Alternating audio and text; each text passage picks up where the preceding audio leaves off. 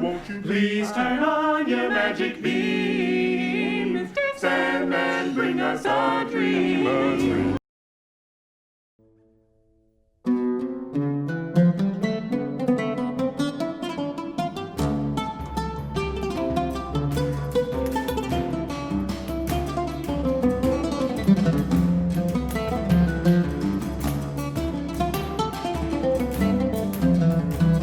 How you have felt, O men of Athens, at hearing the speeches of my accusers, I cannot tell. But I do know their persuasive words almost made me forget who I was. Such was the effect of them. Yet they have hardly spoken a word of truth. But many as their falsehoods were, there was one of them which quite amazed me. I mean when they told you to be upon your guard, and not to let yourselves be deceived by the force of my eloquence. They ought to have been ashamed of saying this, because they were sure to be detected as soon as I opened my lips and displayed my deficiency. Unless by the force of eloquence, they mean the force of truth, for then I do indeed admit that I am eloquent.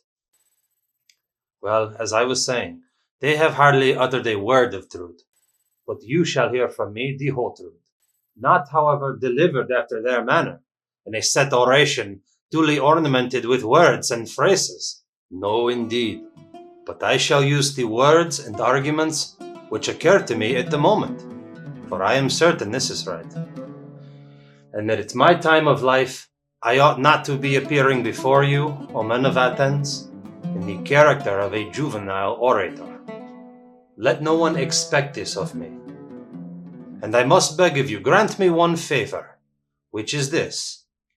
If you hear me using the same words in my defense, which I have been in the habit of using, and which most of you have heard me using in the agora and at the tables of the money changers, or anywhere else, I would ask you not to be surprised at this, and not to interrupt me.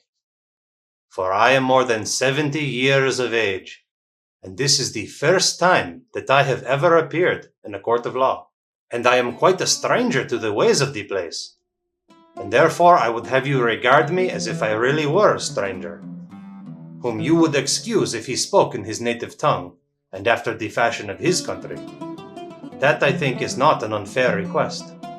Never mind the manner, which may or may not be good, but think only of the justice of my cause, and give heed to that. Let the judge decide justly, and the speaker speak truly. And first, I have to reply to the older charges, and to my first accusers, and then I will go to the later ones. For I have had many accusers of old, and their false charges have continued during many years. And I am more afraid of them than of Anytus and his associates, who are dangerous in their own way. But far more dangerous are these, who began when you were children and took possession of your minds with their falsehoods, telling of one Socrates, a wise man, who speculated about the heaven above, and searched into the earth beneath, and made the worse appear the better cause. These are the accusers whom I dread, for they are the circulators of this rumor, and their hearers are too apt to fancy that speculators of this sort do not believe in the gods. And they are many, and their charges against me are of an ancient date, and they made them in days when you were impressible, in childhood, perhaps in youth, and the cause when heard went by default, for there was none to answer. And, hardest of all, their names I do not know and cannot tell. But the main body of these slanderers, who from envy and malice have wrought upon you, and there are some of them who are convinced themselves and impart their convictions to others.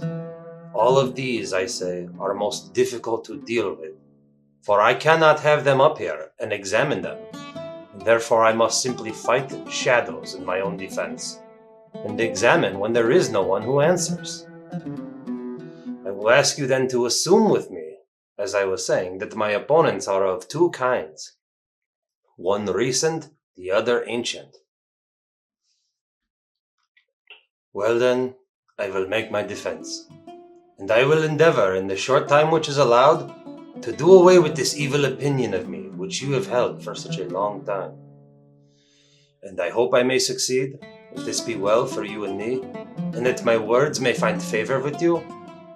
But I know that to accomplish this is not easy. Let the event be as God wills. In obedience to the law, I make my defense.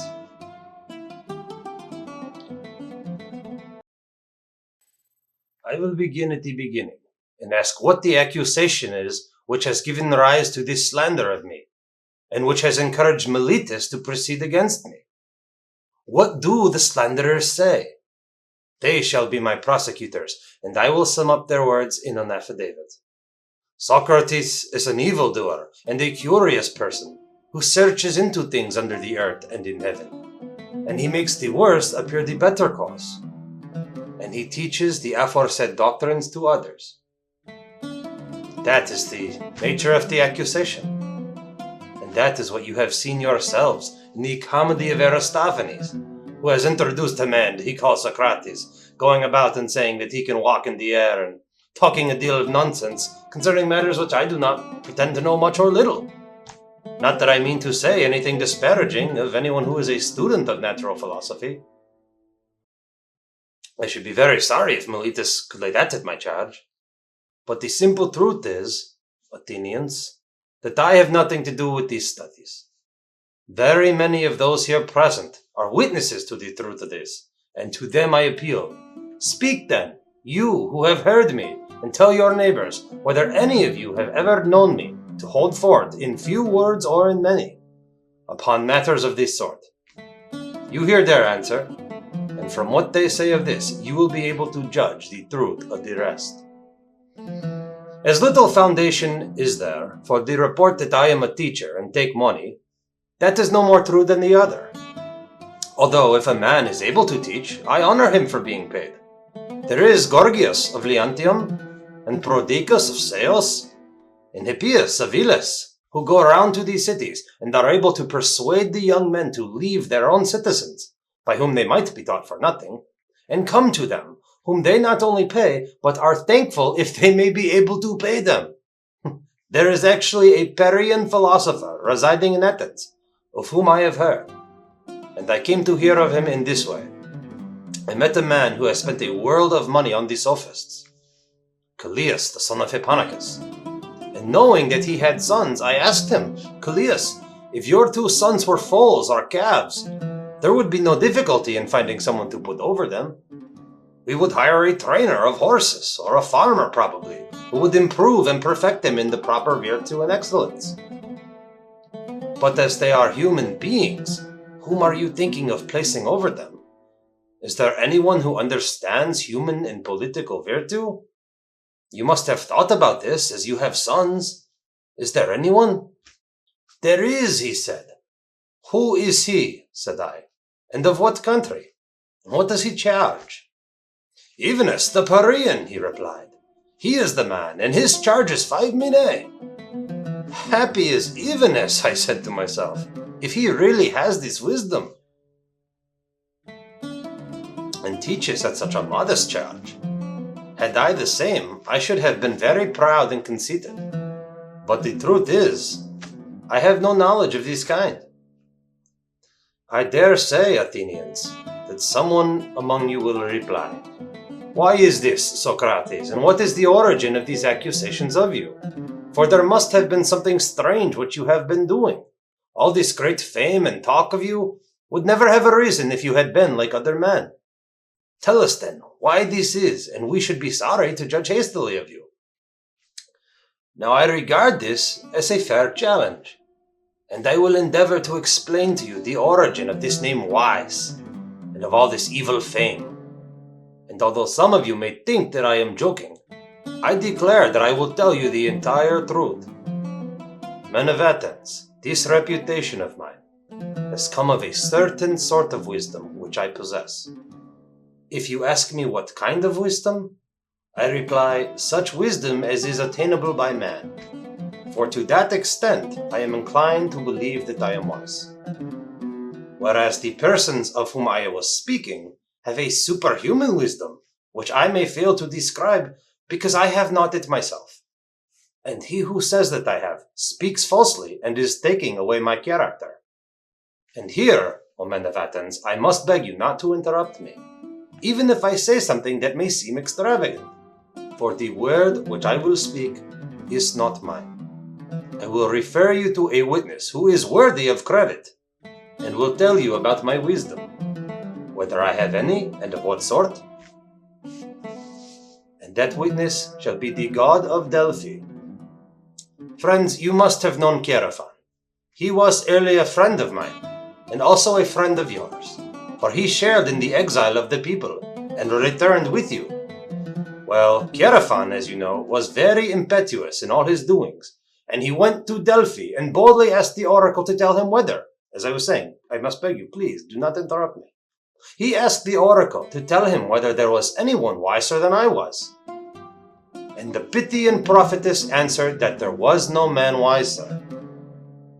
Chaerephon is dead now, but his brother, who is in this court, will confirm the truth of this story. Why do I mention this? Because I am going to explain to you why I have such an evil name.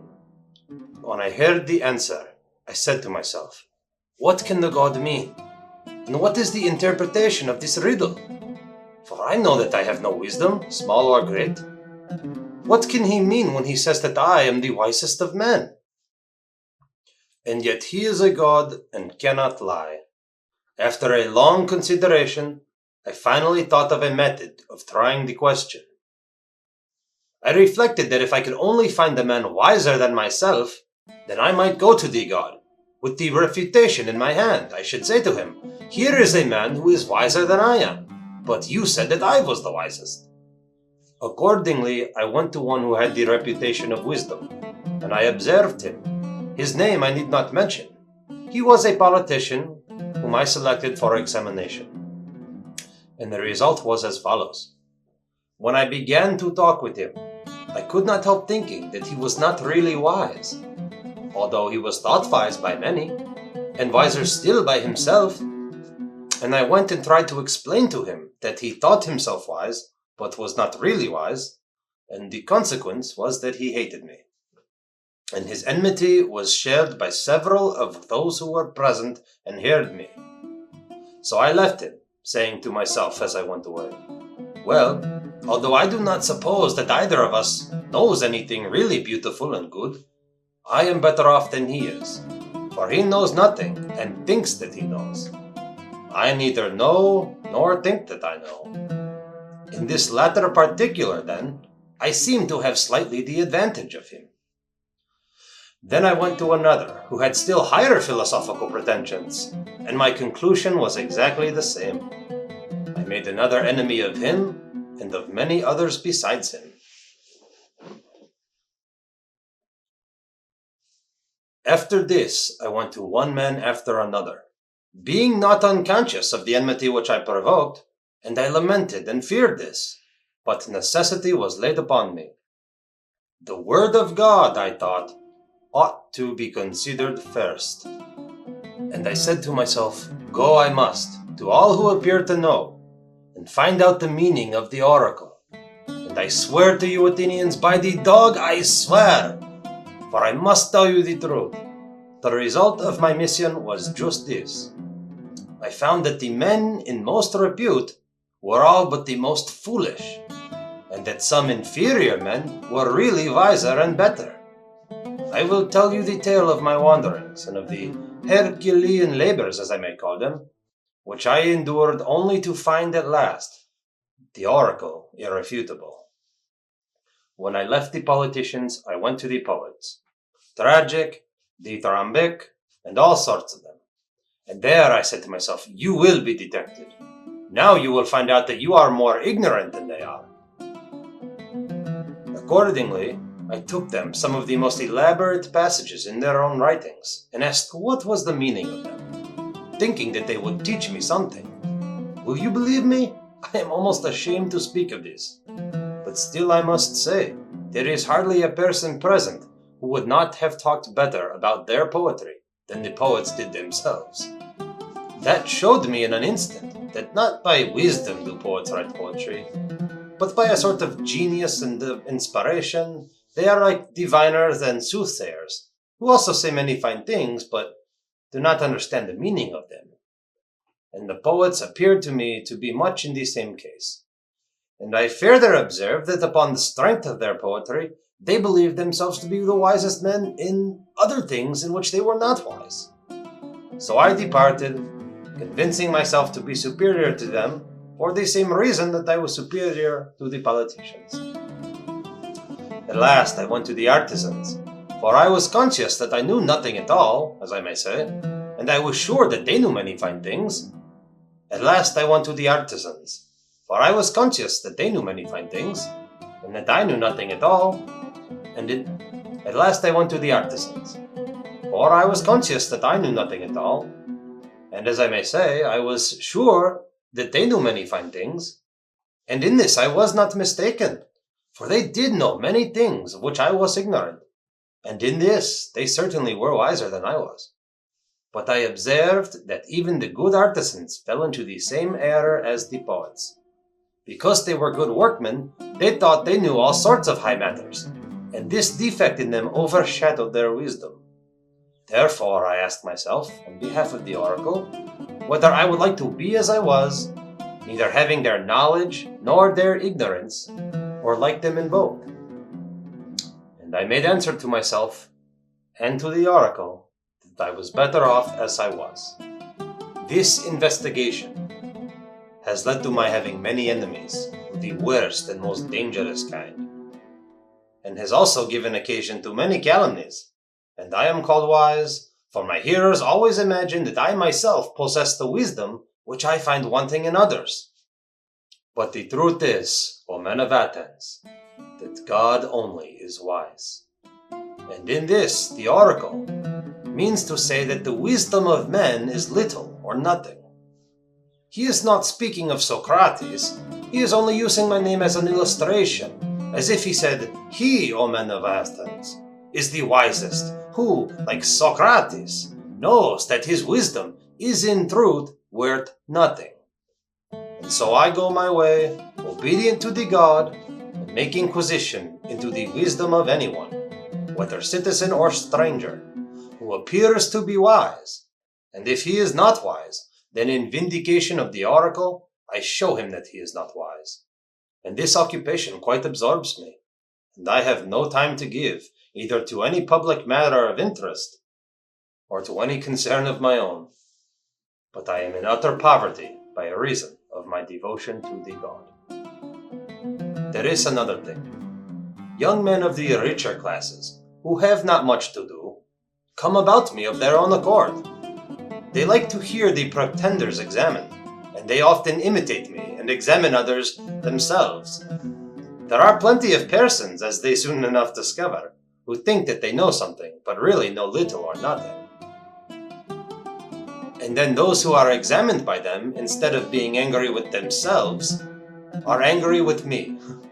"This confounded Socrates," they say, "this villainous misleader of youth." And then if somebody asks them, "Why, what evil does he practice or teach?" they do not know and cannot tell. But in order that they may not appear to be at a loss, they repeat the ready-made charges, which are used against all philosophers about teaching things up in the clouds and under the earth, and having no gods, and making the worse appear the better cause. For they do not like to confess that their pretense of knowledge has been detected, which is the truth. And as they are numerous and ambitious and energetic, and are all in battle array and have persuasive tongues, they have filled your ears with their loud and inveterate calumnies. And this is the reason why my three accusers, Meletus, and Anytus, and Lycon, have set upon me. Meletus, who has a quarrel with me on behalf of the poets, Anytus on behalf of the craftsmen, and Lycon on behalf of the rhetoricians. And as I said in the beginning, I cannot expect to get rid of this mass of calumny all in one moment. And this, O men of Athens, is the truth and the whole truth. I have concealed nothing. I have dissembled nothing. And yet I know that this plainness of speech makes them hate me. And what is their hatred but a proof that I am speaking the truth? This is the occasion and reason of their slander of me, as you will find out either in this or in any future inquiry. I have said enough in my defense against the first class of my accusers. I now turn to the second class, who are headed by Meletus, that good and patriotic man, as he calls himself. And now I will try to defend myself against them.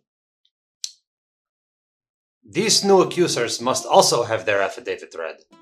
What do they say? Something of this sort, that Socrates is an evildoer and a corrupter of the youth, and he does not believe in the gods of the state, and has other new divinities of his own.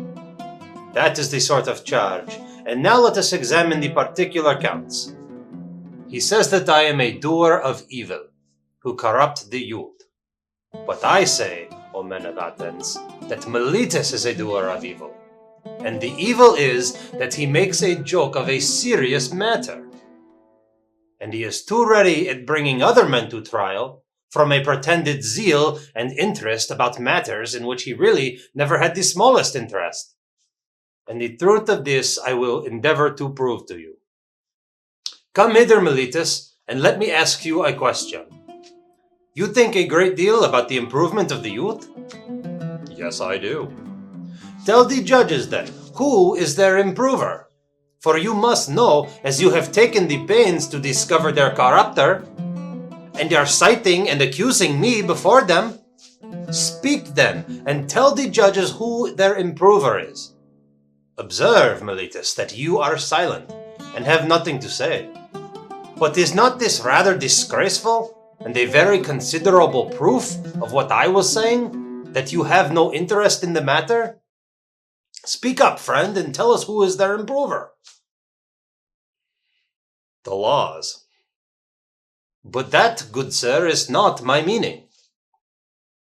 I want to know who the person is, in the first place, who knows the laws. The judges, Socrates, who are present in this court. What do you mean, Meletus? That they are able to instruct and improve the youth? Certainly they are. What, all of them, or some of them and not the others? All of them. By the goddess here, that is good news. There are plenty of improvers then. And what do you say of the audience? Do they improve them? Yes, they do. And the senators?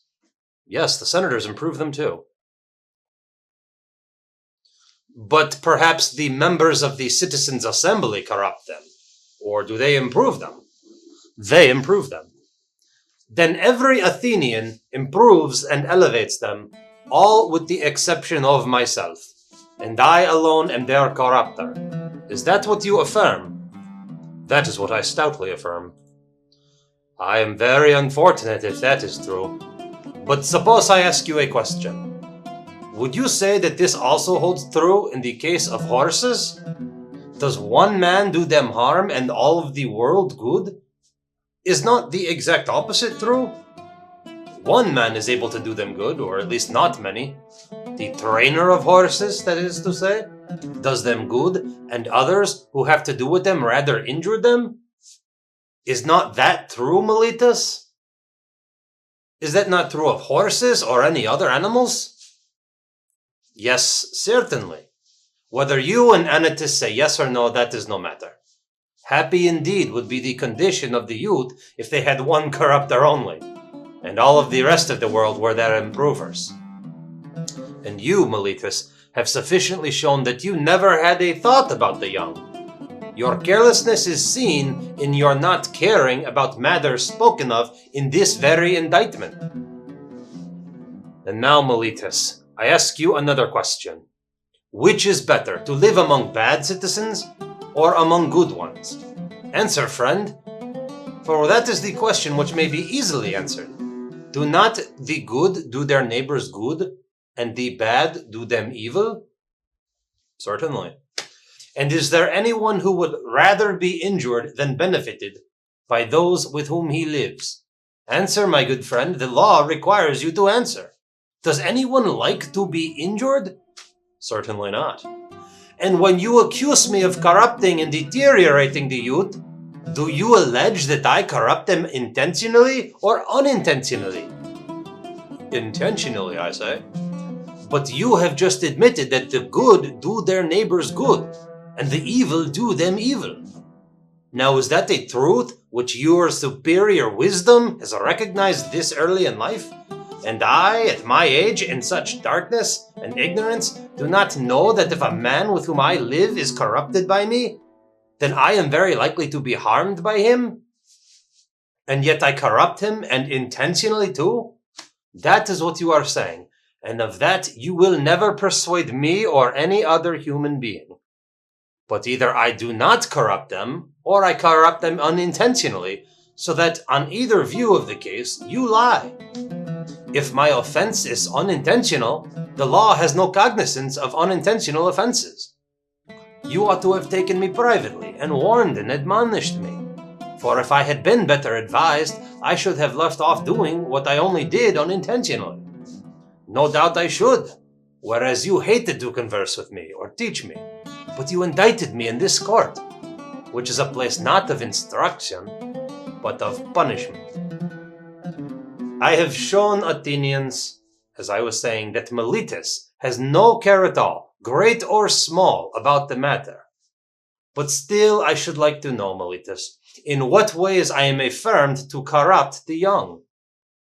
I suppose you mean, as I infer from your indictment, that I teach them not to acknowledge the gods which the state acknowledges, but some other new divinities or spiritual agencies in their stead? These are the lessons which corrupt the youth, as you say. Then by the gods, Meletus, of whom we are speaking, tell me and the court, in somewhat plainer terms, what you mean. For I do not as yet understand whether you affirm that I teach others to acknowledge some gods, and therefore I do believe in gods and am not an entire atheist. This you do not lay at my charge, but only that they are not the same gods which the city recognizes. The charge is that they are a different gods. Or do you mean to say that I am an atheist simply and a teacher of atheism? I mean the latter, that you are a complete atheist. That is an extraordinary statement, Meletus. Why do you say that? Do you mean that I do not believe in the godhead of the sun or the moon, which is the common creed of all men? I assure you, judges, that he does not believe in them. For he says that the sun is stone and the moon earth. Friend Meletus, you think that you are accusing Anaxagoras, and you have but a bad opinion of the judges if you fancy them ignorant to such a degree as not to know that these doctrines are found in the books of Anaxagoras, the Clazomenian. And these are the doctrines which the youth are said to learn of Socrates, when there are not unfrequently exhibitions of them at the theater, and they might cheaply purchase them and laugh at Socrates if he pretends to father such eccentricities. And so, Meletus, you really think that I do not believe in any god? I swear by Zeus that you believe in absolutely none at all. You are a liar, Meletus, not believed even by yourself. And I cannot help thinking, O men of Athens, that Meletus is reckless and impudent, and that he has written this indictment in a spirit of mere wantonness and youthful bravado. Has he not compounded a riddle, thinking to try me? He said to himself, I shall see whether this wise Socrates will ever discover my ingenious contradiction, or whether I shall be able to deceive him and the rest of them. For he certainly does appear to me to contradict himself in this indictment, as much as if he said that Socrates is guilty of not believing in the gods, and yet believing in them. But surely this is a piece of fun. I should like you, O men of Athens, to join me in examining what I conceive to be his inconsistency. And do you, Meletus, answer. And I must remind you that you are not to interrupt me if I speak in my accustomed manner. Did ever man, Meletus, believe in the existence of human things and not of human beings? I wish, men of Athens, that he would answer me, and not be always trying to get up an interruption. Did ever any man believe in horsemanship and not in horses? Or in flute playing and not flute players? No, my friend, I will answer to you and to the court, as you refuse to answer for yourself. There is no man who ever did. But now please answer the next question. Can a man believe in spiritual and divine agencies and not believe in spirits or demigods? He cannot. I am glad that I have extracted this answer from you by the assistance of the court. Nevertheless, you swear in the indictment that I teach and believe in divine or spiritual agencies. New or old, no matter. At any rate, I believe in spiritual agencies, as you say, and you swear in the affidavit. But if I believe in divine beings, I must believe in spirits and demigods. Is this not true? Yes, that is true, for I may assume that your silence gives assent to that. Now, what are spirits and demigods? Are they not either gods or the sons of gods? Is not that true? Yes, that is true. But this is just the ingenious riddle of which I was speaking. The demigods or spirits are gods, and you say first that I don't believe in gods, and then again that I do believe in gods, that is, if I believe in demigods. For if the demigods are the illegitimate sons of gods, whether by the nymphs or by some other mothers, as is thought, then this, as men will allow, necessarily implies the existence of such parents. You might as well affirm the existence of mules and deny that of horses and asses. Such nonsense, Meletus, could only have been intended by you as a trial of me. You have put this into the indictment because you had nothing real of which to accuse me. But no one who has a particle of understanding will ever be convinced by you that the same man can believe in divine and superhuman things and yet not believe that there are gods and demigods and heroes. I have said enough in answer to the charge of Meletus. Any elaborate defense is unnecessary. But as I was saying before, I certainly have many enemies, and this is what will be my destruction if I am destroyed. Of that I am certain. Not Meletus nor yet Anytus, but the envy and detraction of the world, which has been the death of many good men, and will probably be the death of many more. There is no danger in my being the last. Strange indeed would be my conduct, O men of Athens, if I who, when I was ordered by the generals whom you chose to command me at Potide and Amphipolis and Dilium, remained where they placed me, like any other man facing death, if, I say, now, when as I conceive and imagine, God orders me to fulfill the philosopher's mission of searching into myself and other men, I were to desert my post through fear of death, or any other fear. That would indeed be strange, and I might justly be arraigned in court for denying the existence of the gods, if I disobeyed the oracle because I was afraid of death. Then I should be fancying I was wise when I was not wise. For this fear of death is indeed the pretense of wisdom, and not real wisdom, being the appearance of knowing the unknown, since no one knows whether death, which they fear and apprehend to be the greatest evil, may not be the greatest good. Is there not here a conceit of knowledge, which is a disgraceful sort of ignorance? And this is the point in which, as I think, I am superior to men in general, and in which I might perhaps fancy myself wiser than other men, that whereas I know but little of the world below, I do not suppose that I know.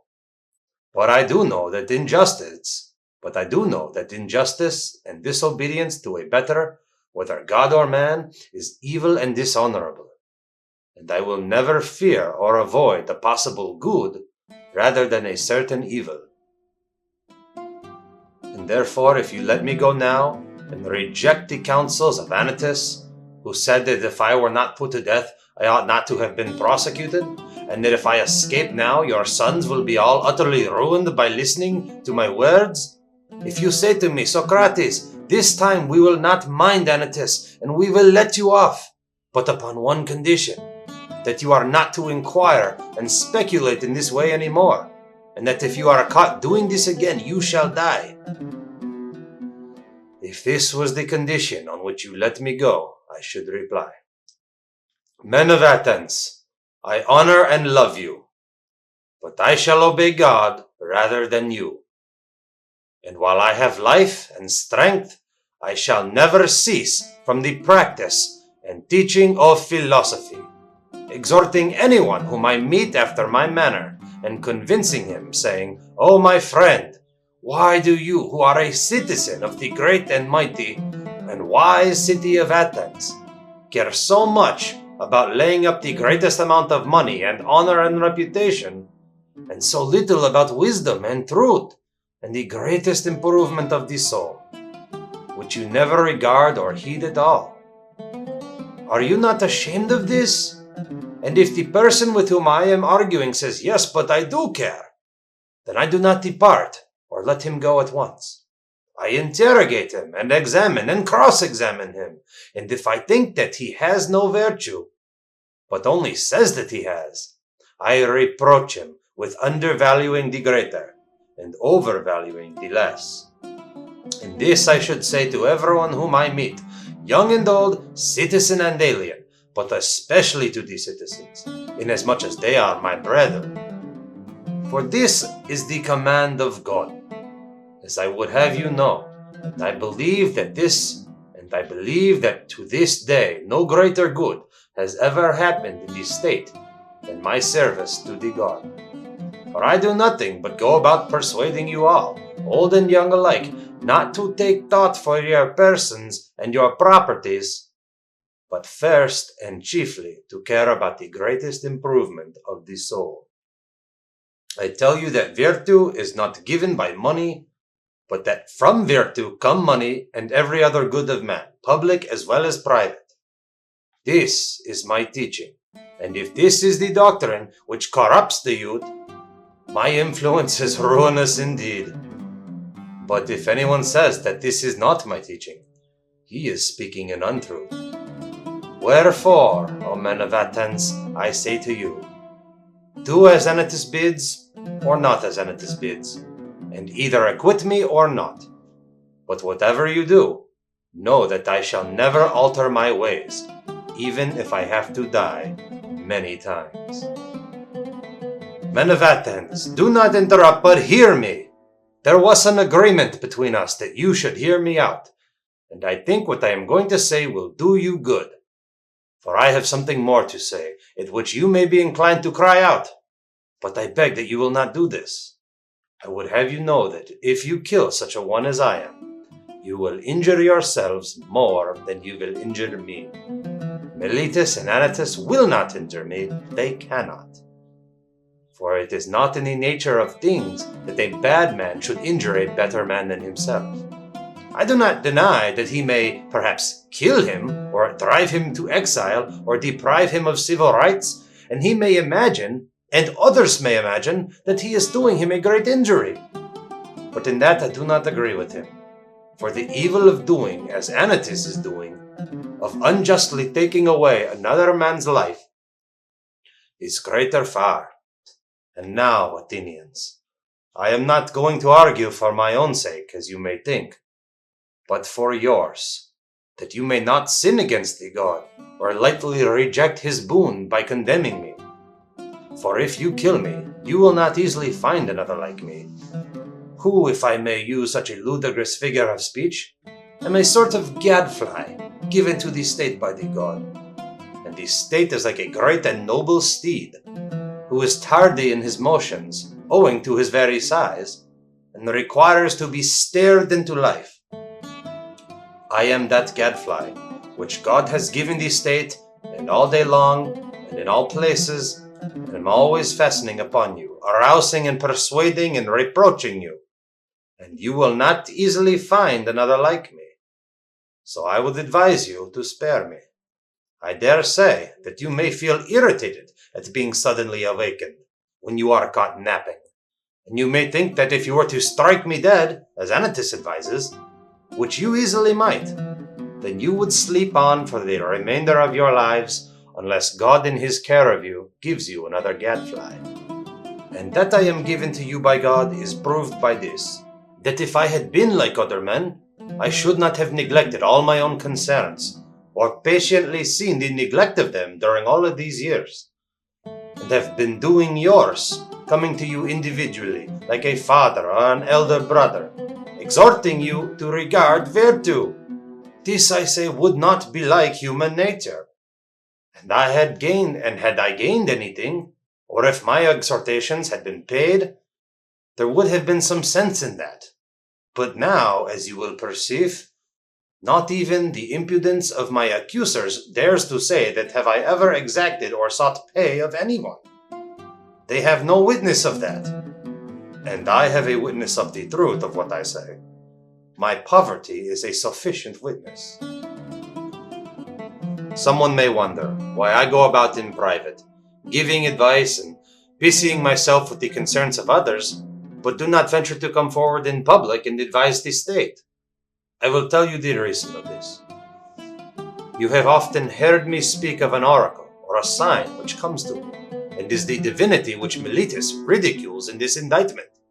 This sign I have had ever since I was a child.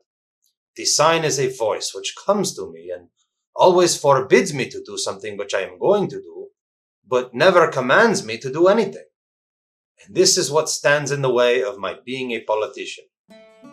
And rightly, as I think, for I am certain, O men of Athens, that if I had engaged in politics, I should have perished long ago and done no good either to you or to myself. And don't be offended at my telling you the truth, for the truth is that no man who goes to war with you, or any other multitude, honestly struggling against the commission of unrighteousness and wrong in the state, will save his life.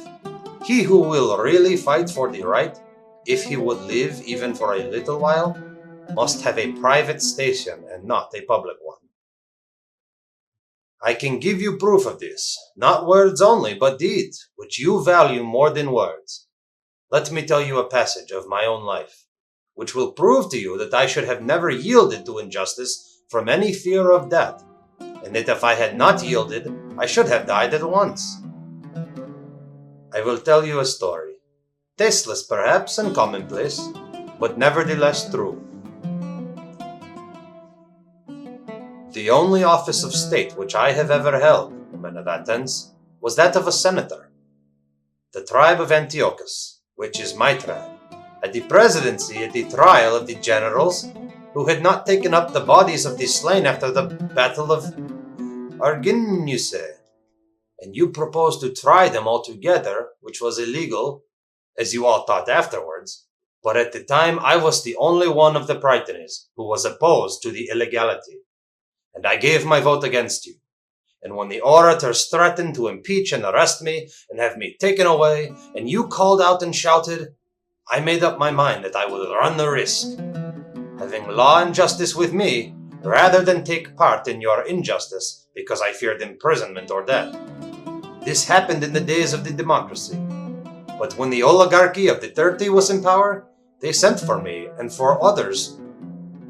They sent for me and 4 others in the rotunda, and bade us bring Leon the Salamian from Salamis, as they wanted to execute him. This was a specimen of the sort of commands which they were always giving the view of implicating as many as possible in their crimes. And then I showed, not in words only, but in deed, that, if I may be allowed to use such an expression, I cared not a straw for death, and that my only fear was the fear of doing an unrighteous or unholy thing. For the strong arm of the oppressive power did not frighten me into doing wrong. And when we came out into the rotunda, the other 4 went to Salamis and fetched Leon, but I went quietly home, for which I might have lost my life, had not the power of the 30 shortly afterwards come to an end. And to this many will witness. Now do you really imagine that I could have survived all these years if I had led a public life, supposing that like a good man I had supported the right and made the justice as the first thing? No, indeed, men of Athens, neither I nor any other could.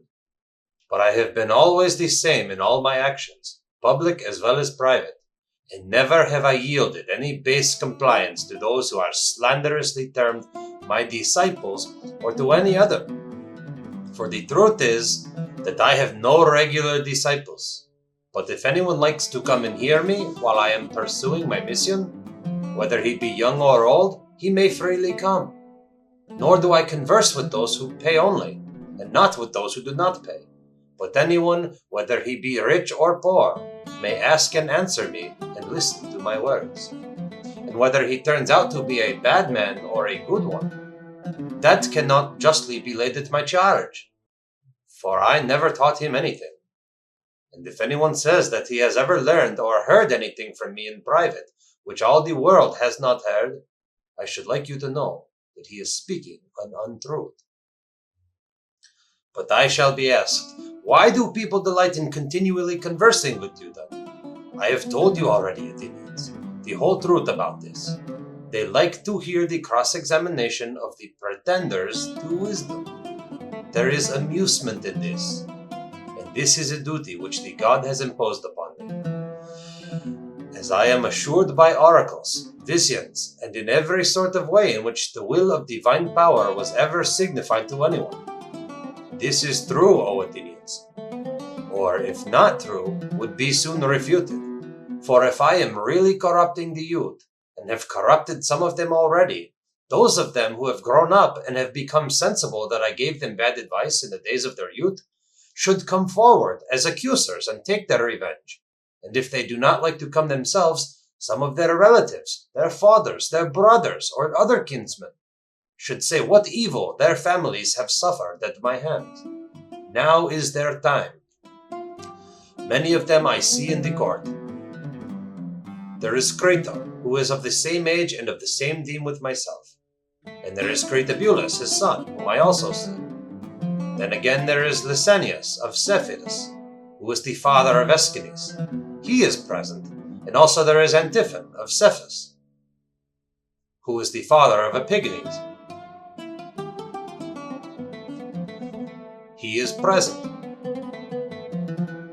And also there is Antiphon of Cephasus, who is the father of Epines, and there are the brothers of several who have associated with me. There is Nicostratus, the son of Theostotetes, and the brother of Theodotus. Now Theodotus himself is dead, and therefore he, at any rate, will not seek to stop him. And there is Paralus, the son of Demodocus, who had a brother, Theages, and Adiamantus, the son of Ariston, whose brother Plato is present, and Enteron, who is the brother of Valediction, whom I also see. I might mention a great many others, any of whom Meletus should have produced as witnesses in the course of his speech, and let him still produce them, if he has forgotten. I will make my way for him. I might mention a great many others, any of whom Meletus should have produced as witnesses in the course of his speech, and let him still produce them, if he has forgotten. I will make way for him, and let him say, if he has any testimony of the sort which he can produce. Nay, Athenians, the very opposite is the truth. For all of these are ready to witness on behalf of the corrupter, of the destroyer of their kindred, as Meletus and Anytus call me. Not the corrupted youth only, there might have been a motive for that, but their uncorrupted elder relatives. Why should they too support me with their testimony? Why indeed, except for the sake of truth and justice? And because they know that I am speaking the truth, and that Meletus is lying. Well, Athenians, this and the like of this is nearly all the defense which I have yet to offer. Well, Athenians, this and the like of this is nearly all the defense which I have to offer. Yet a word more. Perhaps there may be someone who is offended at me, when he calls to mind how he himself, on a similar or even a less serious occasion, had the recourse to prayers and supplications with many tears, and how he produced his children in court, which was a moving spectacle, together with a posse of his relations and friends, whereas I, who am probably in danger of my life, will do none of these things. Perhaps this may come to his mind, and he may be set against me, and vote in anger because he is displeased at this. Now if there be such a person among you, which I am far from affirming, I may fairly reply to him. My friend, I am a man, and like other men, a creature of flesh and blood, and not of wood and stone, as Homer says. And I have a family, yes, and sons. O Athenians, 3 in number, one of whom is growing up, and the other 2 are still young. And yet I will not bring any of them hither in order to petition you for an acquittal. And why not? Not from any self-will or disregard of you. Whether I am or am not afraid of death is another question, of which I will not now speak. But my reason simply is that I feel such conduct to be discreditable to myself, and to you, and to the whole state. One who has reached my years, and who has a name for wisdom, whether deserved or not, ought not to debase himself. At any rate, the world has decided that Socrates is in some way superior to other men. And if those among you who are said to be superior in wisdom and courage and any other virtue demean themselves in this way, how shameful is their conduct. I have seen men of reputation, when they have been condemned, behaving in the strangest manner.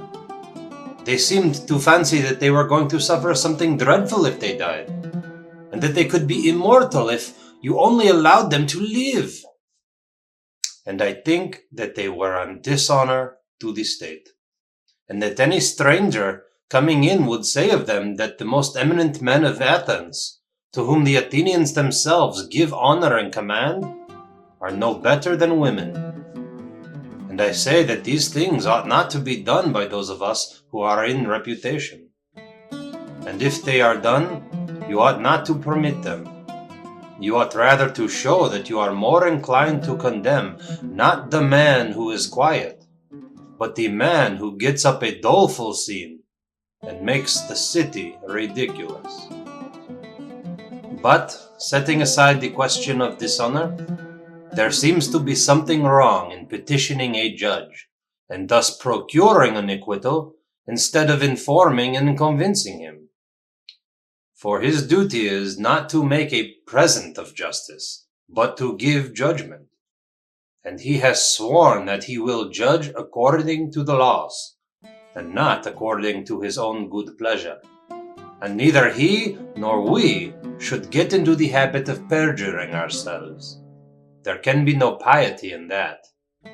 Do not then require me to do what I consider dishonorable and impious and wrong, especially now, when I am being tried for impiety on the indictment of Miletus.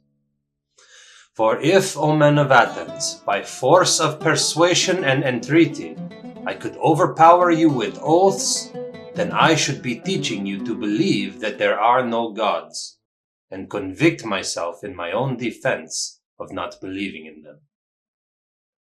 But that is not the case, for I do believe that there are gods, and in a far higher sense than that in which any of my accusers believe in them. And to you and to God I commit my cause, to be determined by you as is best for you and me. The jury finds Socrates guilty.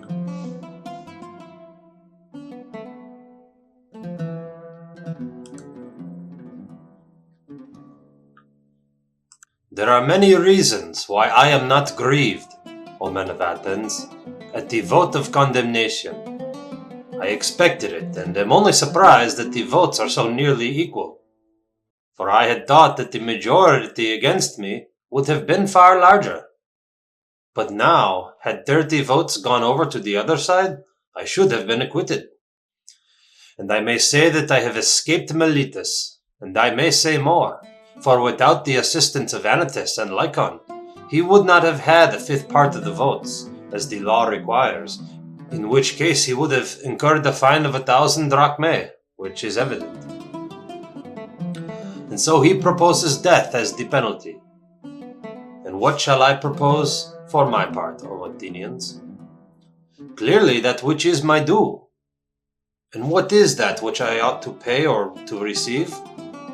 What shall be done to the man who has never had the wit to be idle during his whole life, but has been careless of what other men care about, wealth and family interest and military offices and speaking in the assembly, and magistracies, and plots and parties, reflecting that I was really too honest a man to follow in this way and live, I did not go where I could do no good to you or to myself, but where I could do the greatest good privately to every one of you.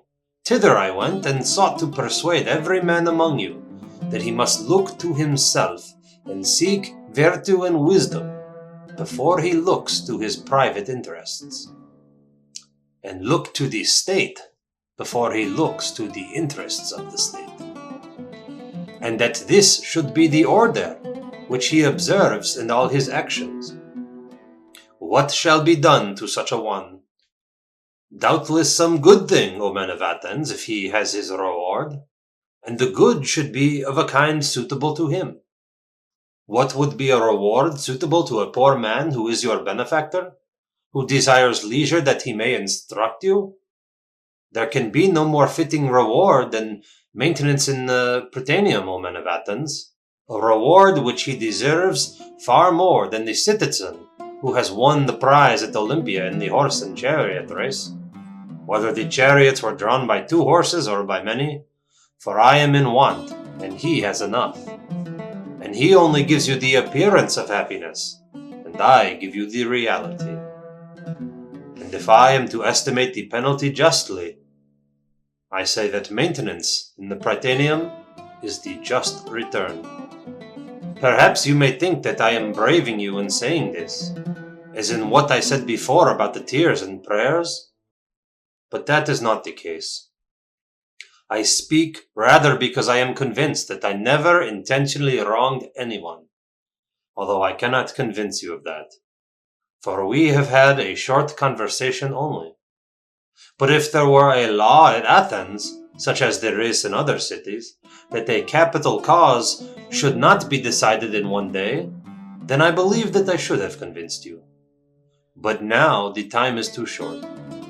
I cannot in a moment refute great slanders, and as I am convinced that I never wronged another, I will assuredly not wrong myself. I will not say of myself that I deserve any evil, or propose any penalty. Why should I?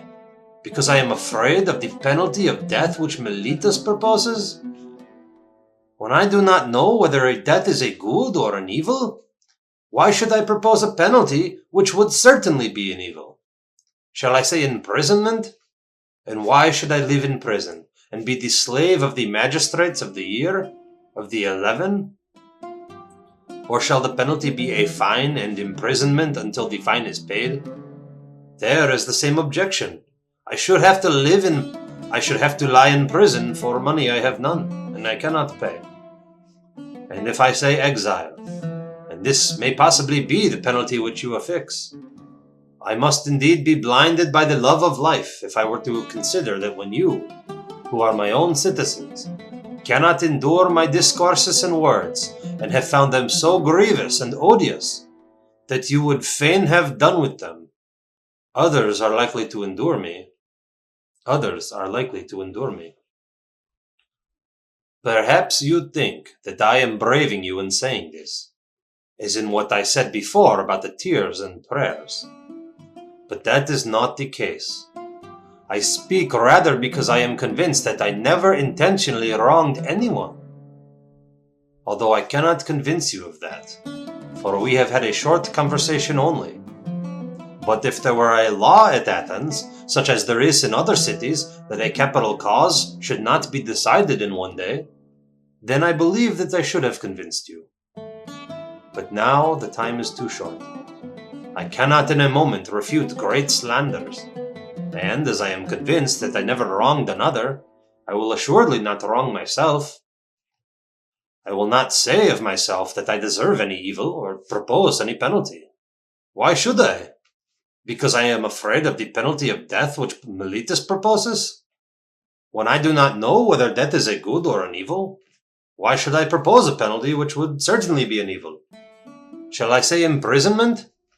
And why should I live in prison, and be the slave of the magistrates of the year, of the 11?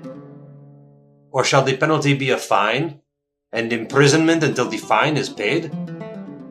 There is the same objection. I should have to lie in prison for money I have none, and I cannot pay. And if I say exile, and this may possibly be the penalty which you will affix, I must indeed be blinded by the love of life if I were to consider that when you, who are my own citizens, cannot endure my discourses and words, and have found them so grievous and odious that you would fain have done with them, others are likely to endure me.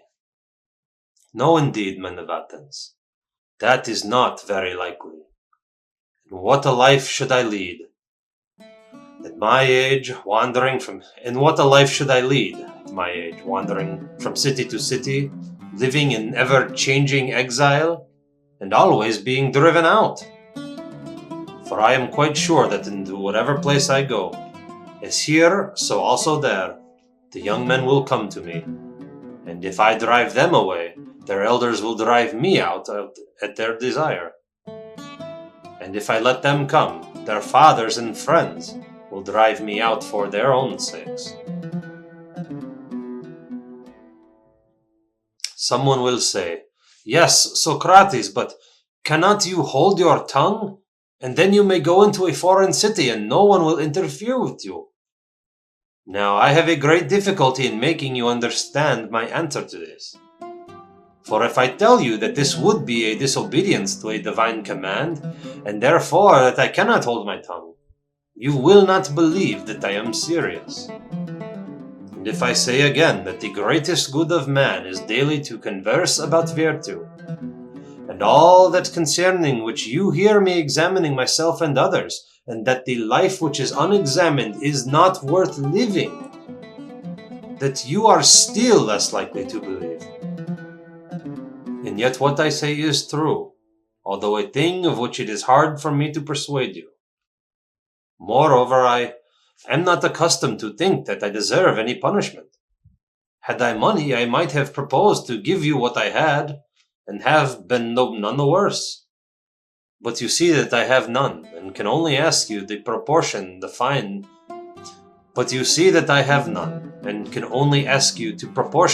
to my means. However, I think that I could afford a minae, and therefore I propose that penalty. Plato, Crito, Critobulus, Apollodorus, my friends here, bid me say 30 minae, and they will be the sureties. Well then, say 30 minae, let that be the penalty. For that they will be ample security to you.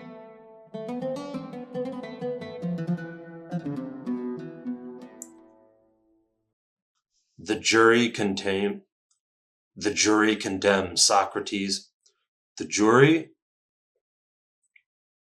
jury sentences Socrates to death. The jury sentences Socrates to death.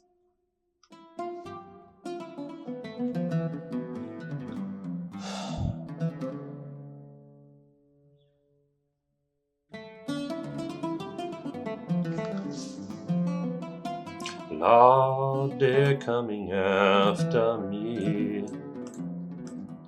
I keep on moving. Where? Not much will be gained, O Athenians, in return for the evil name which you will get from the detractors of the city, who will say that you killed Socrates, a wise man. For they will call me wise, even though I am not wise, when they want to reproach you. If you had waited a little, your desire would have been fulfilled in the course of nature. For I am far advanced in years, as you may perceive, and not far from death. I am speaking now only to those of you who have condemned me to death. And I have another thing to say to them. You think that I was convicted through deficiency of words. I mean that if I had thought fit to leave nothing undone, nothing unsaid, I might have gained an acquittal. Not so. The deficiency which led to my conviction was not of words, certainly not. But I had not the boldness or impudence or inclination to address you as you would have liked me to address you, weeping and wailing and lamenting, and saying and doing many things which you have been accustomed to hear from others, and which, as I say, are unworthy of me. But I thought that I ought to do nothing. But I thought that I ought not to do anything common or mean in the hour of danger. Nor do I now repent of the manner of my defense. And I would rather die having spoken after my manner than speak in your manner and live. For neither in war nor yet at law ought any man to use every way of escaping death. For often in battle there is no doubt that if a man will throw away his arms and fall on his knees before his pursuers, he may escape death. And in other dangers there are other ways of escaping death, if a man is willing to say and do anything. The difficulty, my friends, is not in avoiding death, but in avoiding unrighteousness, for that runs faster than death.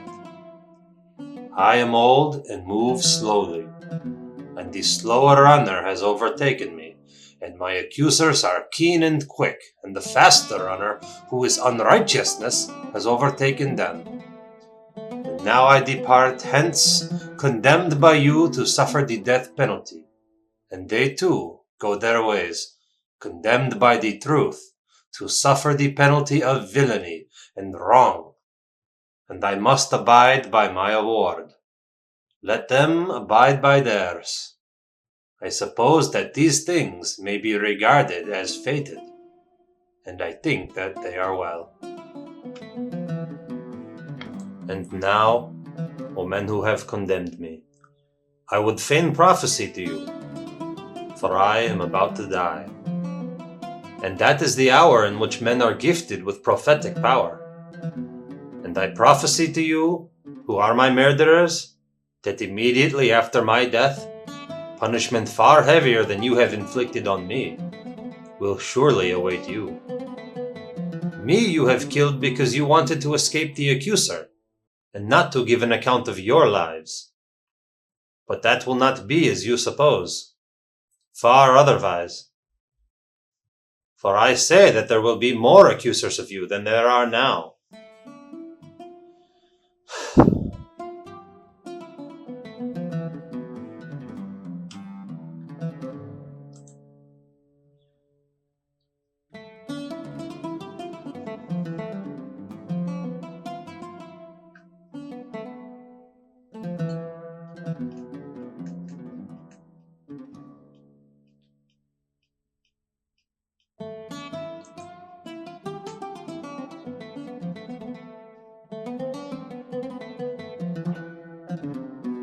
And now, O men who have condemned me, I would fain prophesy to you, for I am about to die.